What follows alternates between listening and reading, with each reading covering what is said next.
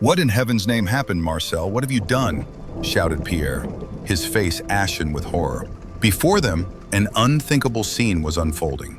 Marcel, a man in his 60s, was kneeling in the mud in his backyard, his blood-stained hands pressing against the side of an enormous black bear.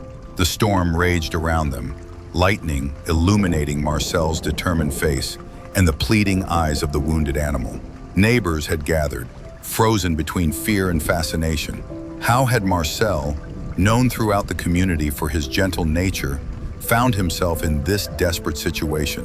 Why was he risking his life for a deadly predator? The bear released a deep moan, and Marcel whispered something in its ear. This story has touched many hearts. Want to see how it ends?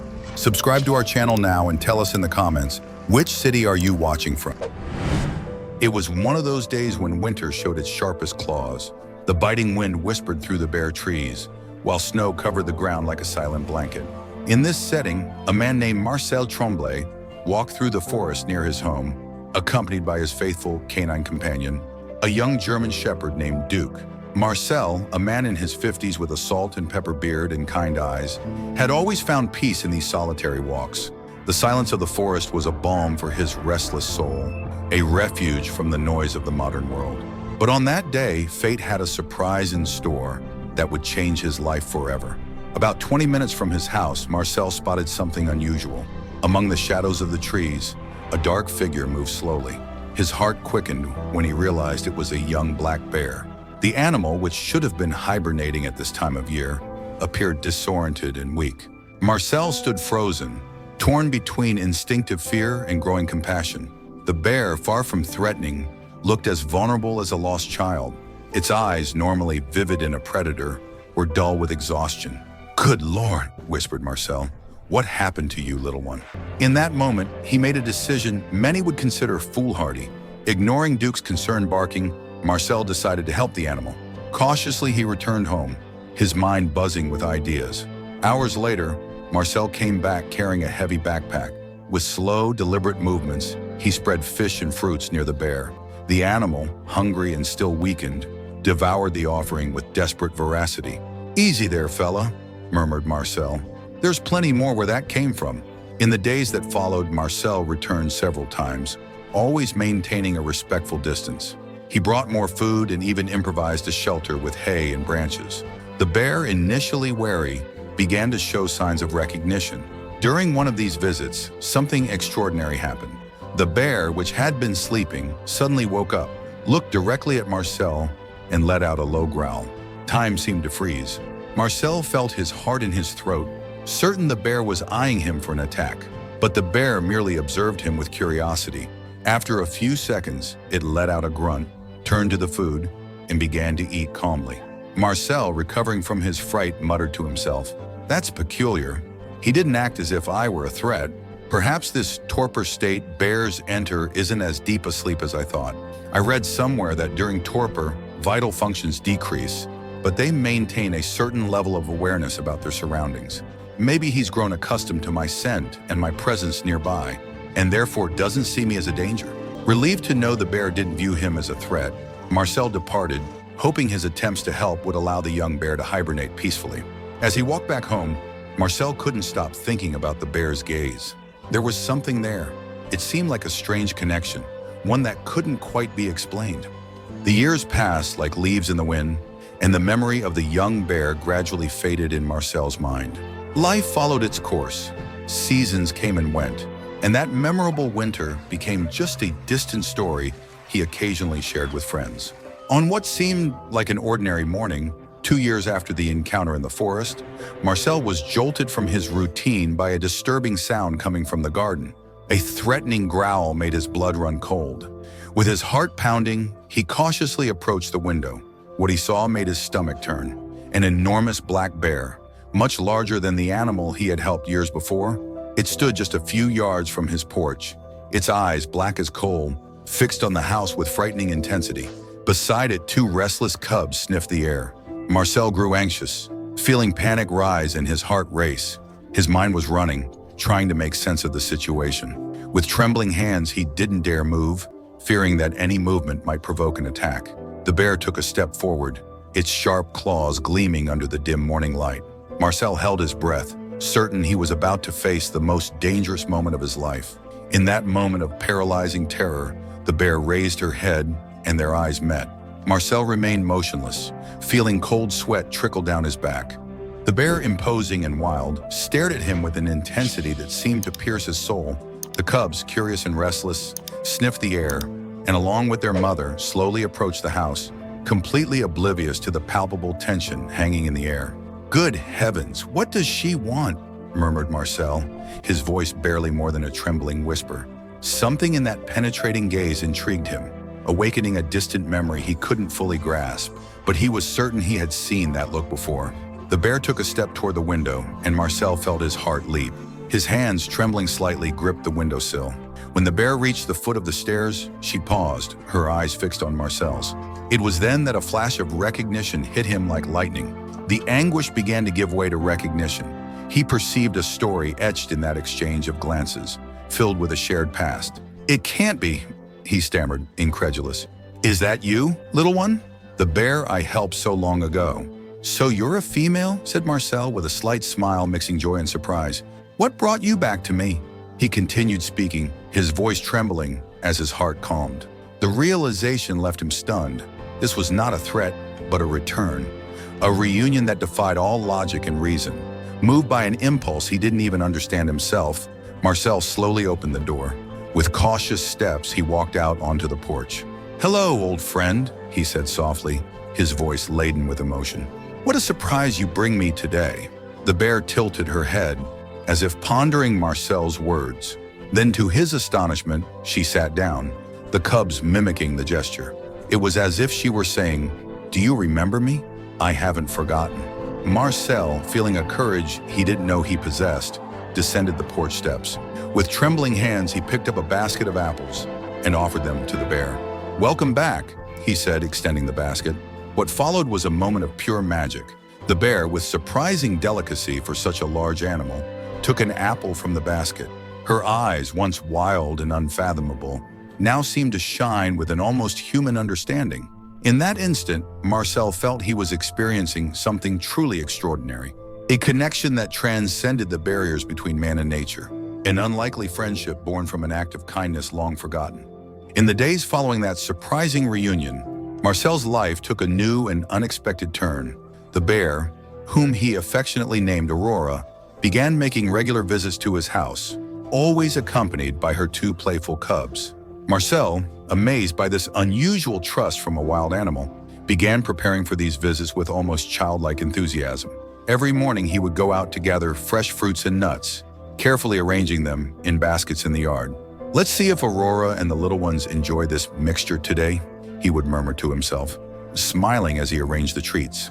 The cubs, curious and full of energy, quickly transformed Marcel's yard into their personal playground. They rolled in the grass, chased butterflies, and attempted to climb the low trees, filling the air with their joyful grunts. Aurora, for her part, observed everything with a look that Marcel swore was one of maternal contentment. She would settle comfortably near the porch, graciously accepting the food offerings Marcel brought her. This unusual scene did not go unnoticed by the neighbors. Soon news that old Marcel had befriended a family of bears spread throughout the small community. Reactions ranged from fear to fascination. "Marcel, have you lost your mind?" asked his neighbor, Pierre, one day. "These are wild animals." But Marcel would just smile and respond, "Sometimes, Pierre, nature surprises us with its wonders. One needs an open heart to understand them." Inspired by the uniqueness of these encounters, Marcel began documenting them. With an old camera he found in the attic, he started filming Aurora's visits with her cubs. The images captured moments of pure magic. The cubs playing with Marcel's old ball, Aurora eating delicately from his hands, the sunset painting the sky while the unusual family rested in the yard. These recordings, initially made just to preserve memories, soon took on a life of their own. Marcel shared them with a few friends who were amazed. The story of the friendship between the man and the bear began to spread, touching hearts and sparking the imagination of people far beyond the small village.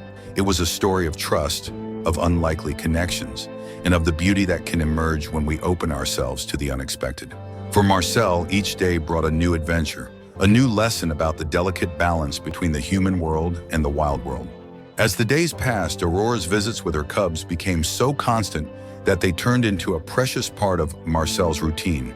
Each morning, he would wake up eager to see if his furry friends would appear. "Good morning, my dear ones," Marcel would cheerfully greet them whenever he spotted the bear family approaching from the edge of the forest. The trust between them grew visibly. Aurora, once somewhat cautious, now approached Marcel calmly, even allowing him to stroke her thick fur. The cubs, for their part, treated the yard as if it were their home, running and playing without fear. One day, something extraordinary happened. Duke, Marcel's faithful German shepherd, who initially growled at the bears, began to interact with the cubs. It started with curious glances, evolved into hesitant sniffing, and finally culminated in a scene Marcel would never forget. Duke and Aurora's cubs rolling together in the grass in carefree play. "Look at that," murmured Marcel, moved by the sight. "Who would have thought we'd see the day when dogs and bears would play together like old friends?" This unusual scene did not go unnoticed by the neighbors. Many who had previously looked with suspicion at Marcel's friendship with the bears now stopped to observe, amazed. Eleanor Thompson, Marcel's elderly neighbor, remarked one morning, "You know, Marcel, I always thought you had lost your marbles, but now I see that perhaps you're the wisest of us all." The visits of Aurora and her family became an event in the small community. Children asked their parents for permission to watch from a distance, eyes wide with admiration. Even the town mayor came to personally see what he called Marcel's miracle. For Marcel, every moment with his bear friends was a gift. He marveled at Aurora's gentleness, the cubs' tireless curiosity, and Duke's surprising acceptance. It was a daily reminder of the beauty and complexity of the natural world. "You know," said Marcel one evening, sitting on his porch with Aurora lying near his feet, "you've taught me more about love and trust than any human being ever has." As the sun set, painting the sky with shades of orange and pink, Marcel reflected on how a simple act of kindness, years ago, had transformed into something so extraordinary. It was living proof that with respect and understanding, barriers that seemed insurmountable could be broken down, creating connections that defied nature itself. As time passed, Aurora's trust in Marcel grew to such an extent that she frequently left her cubs in his care while she foraged for food. The young bears, in turn, viewed Marcel as part of their family, including him in their play and explorations. One day, a surprising event marked this unique friendship. During a severe storm, Marcel heard a frightening noise coming from outside. Lightning slashed across the sky, briefly illuminating the soaked yard. Marcel's heart raced when, in one of these flashes, he saw a dark, motionless form near the porch. "Aurora!" he shouted, rushing outside without caring about the rain that drenched him in seconds. The bear was down, an enormous branch pinning her hind leg. Her eyes, normally calm, were wide with pain and fear. Marcel knelt in the mud, quickly assessing the situation. "Easy now, my dear," he murmured, gently stroking Aurora's head. "I'll get you out of there." With all his strength, Marcel pushed against the branch, but it barely moved. The bear let out an anguished moan, trying to free herself. Marcel knew he needed to act quickly before panic overtook her. At that moment, he heard voices. His neighbors, drawn by the noise, were cautiously approaching. "Marcel, are you out of your mind?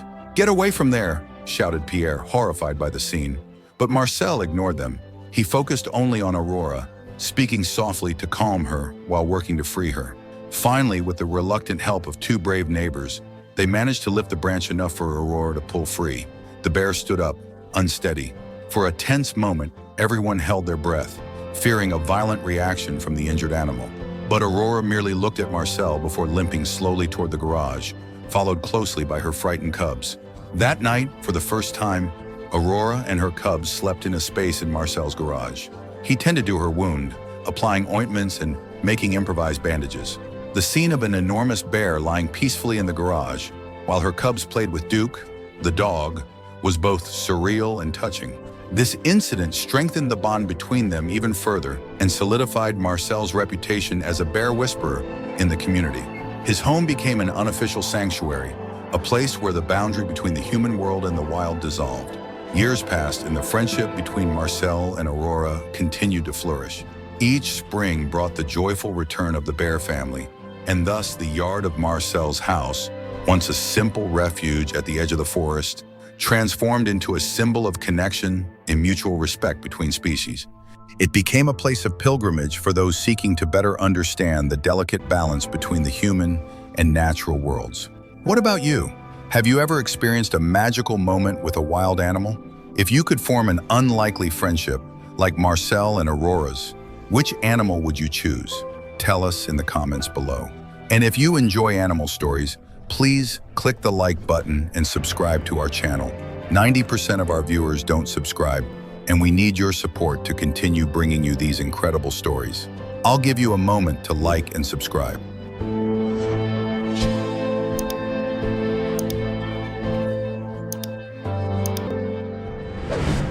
Now picture a giant bear returning from the wild heart of the forest to find the human who once saved it. The scene begins in a peaceful backyard, where an ordinary man and his faithful dog encounter this majestic animal, now grown and imposing.